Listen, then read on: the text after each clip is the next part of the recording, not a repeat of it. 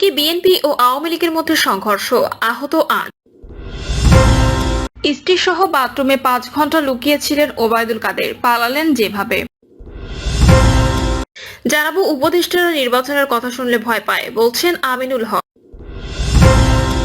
বিতর্কিতদের উপদেষ্টা পরিষদ থেকে সরালে সরকারের ভাবমূর্তি রক্ষা হবে, বলছেন নুরুল হক।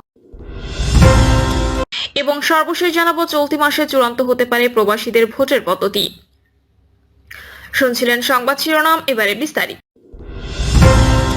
বিএনপি ও আওয়ামী লীগের মধ্যে সংঘর্ষ, আহত ৮। ঢাকার নবাবগঞ্জ উপজেলার নয়ারকান্দি এলাকায় পূর্ব শত্রুতার জেরে আওয়ামী লীগ ও বিএনপি সমর্থকদের মধ্যে সংঘর্ষের ঘটনা ঘটেছে। এতে নারীসহ অন্তত ৮ জন আহত হয়েছেন। আহতদের মধ্যে ৩ জনকে ঢাকা মেডিকেল কলেজ এবং ৫ জনকে স্যার সলিমুল্লাহ মেডিকেল কলেজ হাসপাতালে চিকিৎসার জন্য নেওয়া হয়েছে। ঢামেক হাসপাতালের পুলিশ ক্যাম্পের পরিদর্শক মোহাম্মদ ফারুক জানান, সন্ধ্যার দিকে গুরুতর আহত রাজীব হোসেন, আবুল হোসেন এবং মনির হোসেন নামে ৩ জনকে জরুরি বিভাগে ভর্তি করা হয়েছে। তিনি বলেন, আহতদের প্রাথমিক চিকিৎসা দেওয়া হয়েছে এবং বিষয়টি সংশ্লিষ্ট থানায় জানানো হয়েছে। অন্যদিকে মিডফোর্ড হাসপাতালের জরুরি বিভাগের ওয়ার্ড মাস্টার সাজ্জাদ জানান, সন্ধ্যার দিকে নয়ারকান্দি এলাকায় থেকে নারী সহ ৫ জন আহত অবস্থায় হাসপাতালে আসেন। আহতরা হলেন মোহাম্মদ বাবু, মোজাম্মেল, মোখলেস, ইব্রাহিম খান এবং সুরাইয়া বানু। তাদের সবাইকে জরুরি বিভাগে চিকিৎসা দেওয়া হয়েছে এবং বিষয়টি পুলিশকে জানানো হয়েছে বলেও জানান তিনি। আহত মোহাম্মদ জাফর অভিযোগ করেন, প্রায় ১ মাস আগে স্থানীয় আওয়ামী লীগ পন্থীরা একটি মিথ্যা মামলা দিয়ে আমার বাবা ও ভাই সহ কয়েকজনকে পুলিশে ধরিয়ে দেয়। জামিনে মুক্ত হয়ে তারা বাসায় ফেরার পর একজন চুল কাটাতে বের হলে ১৫ থেকে ২০ জন আওয়ামী সমর্থক দেশীয় অস্ত্র নিয়ে অতর্কিতে হামলা চালায়। তিনি বলেন, আমাদের একমাত্র দোষ আমরা বিএনপি করি, এই কারণে পরিকল্পিতভাবে আমাদের পরিবারের উপর হামলা চালানো হয়েছে। এতে আমার ভাবি সহ মোট ৮ জন আহত হয়েছেন। এ বিষয়ে নবাবগঞ্জ থানার ওসি মমিনুল ইসলাম বলেন, হত্যা মামলার আসামিরা জামিনে এসে প্রথমে মালেক দেওয়ানের বাড়িতে হামলা করে, পরে উভয় পক্ষ সংঘর্ষে জড়িয়ে পড়েন। খবর পেয়ে পুলিশ ঘটনাস্থলে যায়। এখন পরিস্থিতি শান্ত আছে, তবে এখনো কোনো লিখিত অভিযোগ পাওয়া যায়নি। স্ত্রী সহ বাথরুমে ৫ ঘন্টা লুকিয়েছিলেন ওবায়দুল কাদের, পালালেন যেভাবে। ছাত্র জনতার অভ্যুত্থানে পতন হয় আওয়ামী সরকারের। গত বছরের ৫ই আগস্ট দেশ ছেড়ে পালান ক্ষমতাচ্যুত প্রধানমন্ত্রী শেখ হাসিনা। এরপর দেশ ছাড়েন আওয়ামী সরকারের মন্ত্রী এমপিরা। আওয়ামী লীগের সাধারণ সম্পাদক ওবায়দুল কাদের ছাত্র জনতার অভ্যুত্থানে ওই দিন তার বাঁচার কথা ছিল না বলে জানিয়েছেন। তার ভাষ্যমতে ৫ই আগস্ট ছাত্র জনতার অভ্যুত্থানের দিন ৫ ঘন্টা এক বাথরুম স্ত্রী সহ লুকিয়েছিলেন তিনি। সেদিন বেঁচে থাকাটা পরম সৌভাগ্যের বিষয় বলে উল্লেখ করেছেন তিনি। সম্প্রতি ভারতীয় গণমাধ্যম দা ওয়ালের এক্সিকিউটিভ এডিটর অমল সরকারকে দেওয়া ওবায়দুল কাদেরের এক সাক্ষাৎকারে সোশ্যাল মিডিয়ায় ভাইরাল হয়েছে। সেখানেই তিনি ওই দিনের ঘটনা বর্ণনা করেন। ভাইরাল ভিডিওতে দেখা যায় অমল সরকারকে সাক্ষাৎকার দিচ্ছেন ওবায়দুল কাদের। তবে সেই সাক্ষাৎকারের সত্যতা স্বাধীনভাবে যাচাই করা সম্ভব হয়নি। ওই ভিডিওতে দেখা যায় ওবায়দুল কাদের বলেন, আমি খুবই ভাগ্যবান, সেদিন আমার বেঁচে থাকার কথা ছিল না, মৃত্যু থেকে অনেক কাছে ছিলাম। আমারই সংসদ এলাকায় আমার নিজের বাসাকে এড়িয়ে পার্শ্ববর্তী আরেকটা বাসায় আশ্রয় নিয়েছিলাম। তখন চারদিক থেকে মিছিল আসছিল। এটা আসলে ছিল প্রধানমন্ত্রীর গণভবন কেন্দ্রিক। তিনি বলেন, আমি যে বাসাটায় ছিলাম তারা সে বাসাতেও হামলা করে। তারা জানতো না যে সেখানে আমি আছি। আমার বাসা তারা লুটপাট করেছে, কিন্তু যে বাসায় আমি গিয়ে আশ্রয় নিলাম সেখানে হামলা করবে আমি ভাবতে পারিনি। দেখলাম অনেক লোকজন ঢুকে পড়েছে, তারা ভাঙচুর ও লুটপাট করতে থাকে। আমি আমার স্ত্রী সহ বাথরুমে লুকিয়েছিলাম, অনেকক্ষণ ছিলাম, প্রায় ৫ ঘন্টা। তারপর একটা পর্যায়ে তারা বাথরুমের ভেতরেও কমর বেশি এগুলো লুটপাট করেছে। ওবায়দুল কাদের বলেন, আমার স্ত্রী তখন বাথরুমের দরজার সামনে দাঁড়িয়েছিলেন। তিনি বারবার বলছিলেন যে আমি অসুস্থ, যাতে করে তাদের প্রবেশ ঠেকানো যায়, কিন্তু তারা জোরপূর্বক ভেতরে ঢোকার হুমকি দিতে থাকে। বাথরুমে কি আছে তা লুট করতে চায়। এই অবস্থায় আমার স্ত্রী আমাকে জিজ্ঞাসা করে কি করব। আমি বললাম দরজা খুলে দাও। এরপর ৭-৮ জন যুবক ভেতরে ঢোকে এবং তারা অত্যন্ত আক্রমণাত্মক ভঙ্গিতে আচরণ করতে থাকে।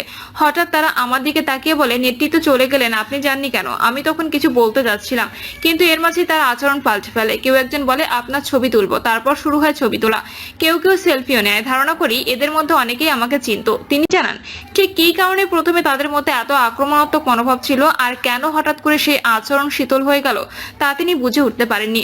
আচমকায় তারা ঠান্ডা মাথায় কথা বলা শুরু করেন। তাদের মধ্যে একটা গ্রুপ তখন চাইছিল তাকে রাস্তায় নামিয়ে সেনাবাহিনীর হাতে তুলে দিতে, আবার কেউ কেউ চেয়েছিল জনতার হাতে তুলে দিতে। এই পরিস্থিতি তার মনে গভীর চাপ ও মানসিক ভাঙন সৃষ্টি করে। এরপর তারা তাকে একটি শার্ট, লাল পতাকা সংবলিত ব্যাজ এবং মুখে কালো মাস্ক পরিয়ে সংসদ এলাকা থেকে গণভবন অভিমুখে বড় রাস্তায় হাঁটিয়ে নিয়ে যায়। হঠাৎ কোথা থেকে একটি খালি ট্যাক্সি বা ইজি বাইক এসে উপদেষ্টারা নির্বাচনের কথা শুনলে ভয় পায়, বলছেন আমিনুল হক। স্বৈরাচারের মতো অন্তর্বর্তীকালীন সরকারের কিছু কিছু উপদেষ্টা নির্বাচনের কথা শুনলে ভয় পায় বলে মন্তব্য করেছেন বিএনপির কেন্দ্রীয় ক্রীড়া বিষয়ক সম্পাদক, ঢাকা মহানগর উত্তর বিএনপির আহ্বায়ক আমিনুল হক। এ সময় আমিনুল হক অন্তর্বর্তীকালীন সরকারকে উদ্দেশ্য করে বলেন, আমরা জানি না কেন আপনাদের ভয় লাগে, কিসের ভয় আপনাদের? এদেশের সাধারণ মানুষ এবং বিএনপির প্রত্যেকটি নেতাকর্মী আপনাদের সমর্থন দিয়েছে। দ্রুত সময়ের মধ্যে আপনারা একটি অবাধ, সুষ্ঠু ও নিরপেক্ষ নির্বাচন দেবেন, কিন্তু নির্বাচনের কথা শুনলেই কেন জানি আপনাদের গায়ে জ্বালা ধরে যায়। সংস্কার ও বিচারের কথা বলে এবং নতুন নতুন অজুহাত সামনে দাঁড় করিয়ে দেন। নির্বাচন দিতে সমস্যা কোথায়? অন্তর্বর্তী সরকারকে প্রশ্ন রেখে তিনি আরো বলেন, নির্বাচন দিতে আপনাদের সমস্যা কোথায়? এদেশের মানুষ আপনাদের কাছে জানতে চায়, আমরাও জানতে চাই। নির্বাচন প্রসঙ্গ টেনে আমিনুল হক বলেন, নির্বাচন হচ্ছে একটি গণতান্ত্রিক প্রক্রিয়া, এদেশের জনগণের মতামতের একটি প্রক্রিয়া। আমরা গণতন্ত্রকে বিশ্বাস করি। বিএনপি সবসময় গণতন্ত্রের পক্ষে কথা বলেছে, এদেশের সাধারণ মানুষের পক্ষে কথা বলেছে। সেই সাধারণ মানুষের যে প্রত্যাশা, গত 15 বছর যারা নতুন করে ভোটার হয়েছেন এবং এদেশের মানুষ যারা ভোট দিতে পারে নাই, কিভাবে ভোট দিতে হয় তাও তারা জানে না, সেই মানুষগুলো তারা ভোট দেওয়ার জন্য অপেক্ষা রয়েছে। কিন্তু অন্তর্বর্তী সরকারের কিছু উপদেষ্টা, কিছু ষড়যন্ত্রকারী, কিছু গণমাধ্যমের ষড়যন্ত্রকারীরা তারা ষড়যন্ত্রের বীজ বপন করে নির্বাচনকে পিছিয়ে দেওয়ার অপচেষ্টা করছে। দেশে কিছু হলেই বিএনপির উপর দোষ চাপিয়ে দেয় একটি গোষ্ঠী। মন্তব্য করে আমিনুল হক বলেন, দেশে কিছু হলে ভালো হোক আর মন্দ হোক, বিএনপির দোষ বলে একটি গোষ্ঠী চালিয়ে দেয়। বিএনপি অত্যন্ত আন্তরিকভাবে এদেশের মানুষের জন্য কাজ করে। এদেশের জনগণের যে প্রত্যাশা, সেই প্রত্যাশা পূরণের জন্য কাজ করে। রাষ্ট্রীয় সংস্কারের জন্য 31 দফার গুরুত্ব তুলে ধরে তিনি বলেন, বিএনপি এদেশের সাধারণ মানুষের মৌলিক চাহিদাগুলো পূরণের লক্ষ্য নিয়ে কথা বলছে। বিএনপির ঘোষিত রাষ্ট্র কাঠামো মেরামতের 31 দফার কর্মপরিকল্পনা সঠিকভাবে বাস্তবায়ন করতে পারলে বাংলাদেশের সব রাষ্ট্রীয় প্রতিষ্ঠানগুলো পরিপূর্ণভাবে সংস্কার করা সম্ভব হবে। বিএনপির এই কেন্দ্রীয় নেতা বলেন, বাংলাদেশের মানুষ একটি অবাধ সুষ্ঠু নির্বাচন দেখতে চায়। তারা আর কোনো বিশৃঙ্খলা এবং কোনো রাজনৈতিক হিংসা দেখতে চায় না। আমাদের দলের ভারপ্রাপ্ত চেয়ারম্যান তারেক রহমান বলেছেন, ভবিষ্যতে আমরা একটি সুস্থ, স্বচ্ছ, নিরপেক্ষ রাজনৈতিক পরিবেশ তৈরি করতে চাই, যেখানে কোনো হানাহানি থাকবে না, কোনো বিশৃঙ্খলা থাকবে না। সকল রাজনৈতিক দলগুলোকে নিয়ে আমরা একসাথে মিলে ঐক্যবদ্ধ হয়ে দেশের জন্য কাজ করতে চাই। বিতর্কিতদের উপদেষ্টা পরিষদ থেকে সরালে সরকারের ভাবমূর্তি রক্ষা হবে, বলছেন নুরুল হক নূর। উপদেষ্টা পরিষদে বিতর্কিত ব্যক্তিদের বাদ দেওয়ার পাশাপাশি সামরিক বাহিনী ও প্রশাসনের সঙ্গে সরকারের সুসম্পর্ক বজায় রাখার আহ্বান জানিয়েছেন গণ অধিকার পরিষদের সভাপতি নুরুল হক নূর। এছাড়াও রাজনৈতিক দলগুলোর মধ্যে তৈরি হওয়া দূরত্ব কমিয়ে আনতে ঘন ঘন সংলাপের উপর জোর দিয়েছেন তিনি। নুরুল হক নূর বলেন, আমরা প্রধান উপদেষ্টাকে বলেছি যে সকল উপদেষ্টার নিয়োগ নিয়ে বিতর্ক হয়েছে, বিশেষ করে ছাত্র আন্দোলনের পটভূমি থেকে আসা যেসব উপদেষ্টার বিরুদ্ধে কোনো রাজনৈতিক দলের সঙ্গে যুক্ত থাকার অভিযোগ উঠেছে, তাদেরকে উপদেষ্টা পরিষদ থেকে সরিয়ে দিলে সরকারের ভাবমূর্তি রক্ষা পাবে। তিনি আরো বলেন, মনে করেন একটি মহল সামরিক বাহিনী সহ প্রশাসনকে সরকারের মুখোমুখি দাঁড় করিয়ে দেওয়ার চেষ্টা করছে। আমরা উপদেষ্টাকে বলেছি, আপনি সামরিক বাহিনী সহ প্রশাসনকে আস্থায় নিয়ে কাজ করবেন। রাজনৈতিক দলগুলোর সঙ্গে সরকারের দূরত্ব প্রসঙ্গে নূর জানান, প্রধান উপদেষ্টা এই বিষয়ে হতাশা প্রকাশ করেছেন এবং আগামীতে রাজনৈতিক দলগুলোর সঙ্গে ঘন ঘন বৈঠকের আশ্বাস দিয়েছেন।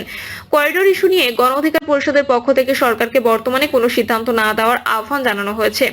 এছাড়াও নির্বাচনের রোডম্যাপের বিষয়ে সরকারের ডিসেম্বর থেকে জুনের অস্পষ্ট সময়সীমা সমালোচনা করে নূর বলেন, সময়ের মধ্যে রোজা আসবে, ঈদ আসবে, ইজতেমা আসবে, তাই আমরা বলেছি আপনি একটি সুনির্দিষ্ট মাসের কথা বলেন, যেই মাসে